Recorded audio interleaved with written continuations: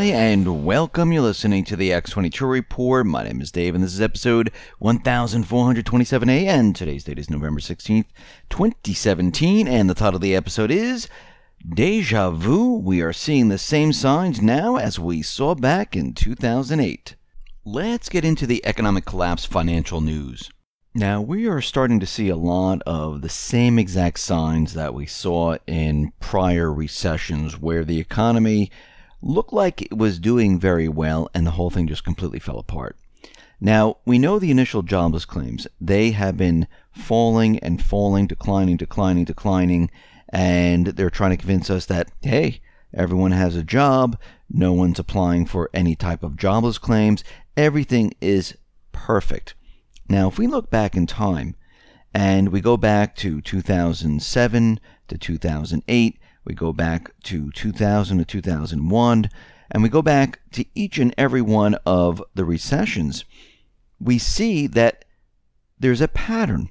There's a pattern where the initial jobless claims, they reached all-time lows, and then all of a sudden people start to apply. Well, we can see right now that we are back into the 1970 area where initial jobless claims have dropped that far. Now, this is because of all the manipulation that's been going on. And what we're seeing right now is that there are people now applying. In fact, there are over 4% more people on initial jobless claims than this time last year. And the question is, because we've seen this before, is the job market turning? Because every time when we see claims turn, a recession follows. And we're starting to see a lot of very similar signs that we've seen back in other recessions. Here's another sign that we're seeing. Consumers right now are both confident and broke. Now, the last time this happened, guess what? We entered a recession. Now, when we look back in the past, we can see when there are good times, and they last for a very, very long time, which right now people have been thinking, and they don't remember the past, they only remember the last couple of years, that everything is great in this economy because we've been brainwashed to believe this over and over. The corporate media continually tells us everything's great, we're in a recovery, this is what a recovery looks like, this is what happens when there is a recovery. The stock market goes up and people lose their jobs. And what happens is that people, well, they start behaving in a way where they don't really care that much anymore. They stop saving. They spend a little bit more. And for those people who've lost their jobs, this doesn't happen at all. And they become confident, but they have no money.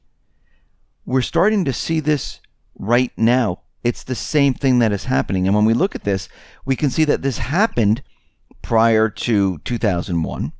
It happened prior to 2008. And we are seeing this happen once again. And this time, it is worse than it was in 2006 and is nearly as bad as in 1999. So this is the second sign right now that we are headed for some trouble. Now, if we go back to all the other reports, we can see that there are other signs where the federal government is not receiving the same tax receipts as they once received, because a lot more people have part-time jobs. A lot of people have been losing their jobs. And of course, the unemployment numbers have been manipulated. And this shows up in the tax receipts. The corporate tax receipts, revenue coming into corporations, not happening. We're seeing many other indicators showing us that we are already in a recession. We see retail imploding, housing declining. The GDP numbers, how could they be real if 70% is made up of people purchasing things and retail is dying? It makes no sense. We see manufacturing is declining. The Philly Fed right now, well, it looks like it is declining. Now, of course, the hope gauge is saying that, God, we hope things get better. The outlook in 6 months looks great, but the real hard data, it is declining. The Fed is out there telling us, no, there's no inflation whatsoever. You don't have to worry about that. We got it covered. It's very, very low. We're trying to bring it up.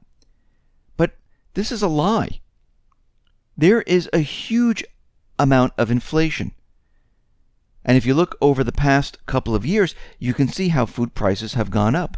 College tuition has gone up. Housing prices have gone up. Automobiles have gone up. If you look, you can actually see it. A lot of this inflation has been put into the stock market and many other areas. And what we're seeing right now is that inflation is clocking in well above its 2% target. Indeed, the New York Fed, the UIG inflation measure, well, it's showing that we're around 3%. And we know it's much, much higher than that. That's conservative right now. And the reason why we know that inflation is much higher, because we can see other central banks in different countries where they're hoarding gold, where they're purchasing a lot of gold. Russia, China, India, many other countries, they're doing Germany. They are buying gold because they know the inflation rate right now is much higher than is being reported. And they're taking advantage of this very low gold price. And this is what they're doing right now. And we can see right now that the New York Fed, well, it looks like there's other things going on beneath the surface where they're trying to convince everyone that, yeah, inflation's up a little bit, but not much. But we could see that it's much higher than it really is right now. We also see these three ominous signals which appear right before a financial crisis, a recession. Now, we have not seen a leadership reversal, a Hindenburg omen, and a Titanic syndrome signal appear simultaneously since just before the last financial crisis. John Hussman pointed out that we've not seen this sort of threefold sell signal since just before the last financial crisis. And he went on to say that since 2007, we've never seen this before. I mean, it happened before 1999. It happened right before 2008. And now we're seeing it again. The Hindenburg omen. This is a sell signal that occurs when the New York Stock Exchange hits new highs and new lows, each exceed 2.8% of advance plus declines on the same day. On Tuesday, they totaled more than 3%. The Titanic syndrome is a sell signal triggered when the New York Stock Exchange 52-week lows outnumbered 52-week highs within 7 days of an all-time high in equities. Stocks most recently hit a record on November 8th. And we had a change in leadership. We also see the flattening of the yield curve.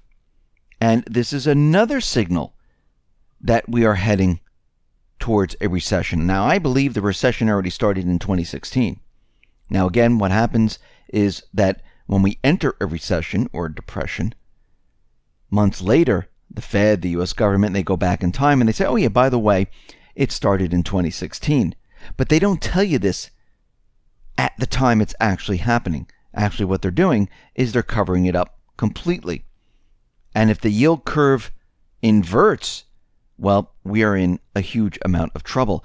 So what we're seeing here is a lot of signals letting us know that something is coming down the road here. And we've been tracking a lot of this information. This is not just made up. It's not something that we haven't seen before.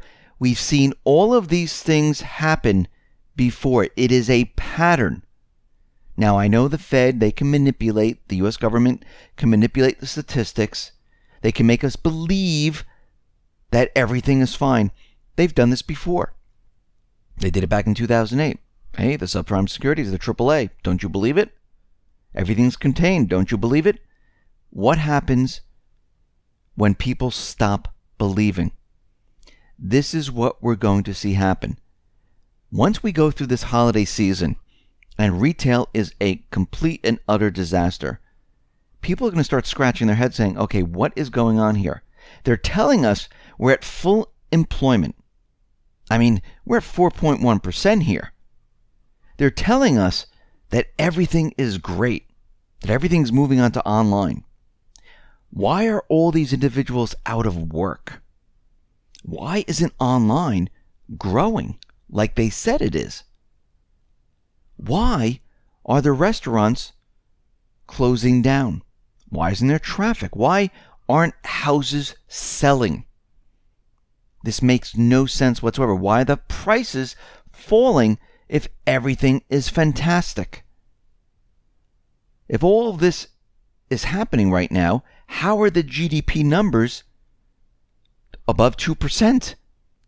It makes no sense. Why are the initial jobless claims, why are people applying for them? Why is that going up? How come the tax receipts coming into the government, well, how come they're declining? When you start to put all these things together and you start to use common sense, you can see why all of what they've been telling us doesn't make any sense. It doesn't matter what the stock market's doing. I mean, they're down there pushing buttons, using their algorithms to keep everything up. I mean, we know the central banks have been purchasing a lot of the tech stocks to keep the system alive. We know that the stimulus rotates between central banks. The ECB does it, then the Fed does it, the Bank of Japan does it, and they keep doing this to keep us all confused on what's really going on. And we can see right now that all of these signs, all of these signals, they're all pointing to the same thing. A recession. A collapse of the system. And we know once we get word that we are in a recession, or people start to wake up and things all of a sudden start to decline, and people look at the stock market and that's declining and everything starts to implode, it's just going to accelerate at that point. And then people, once this happens, the people are going to realize, wow, this is just one gigantic illusion. It's all fake. And you know what happens when things are completely fake? Look what happened to Enron. Look what happened to Bernie Madoff. Look what happened with the last economy back in 2008. When people learn that this is fake, it comes down hard and fast. And this time, it is so fake, it's so not real, it's going to be a complete and utter disaster. That is where we are headed right now.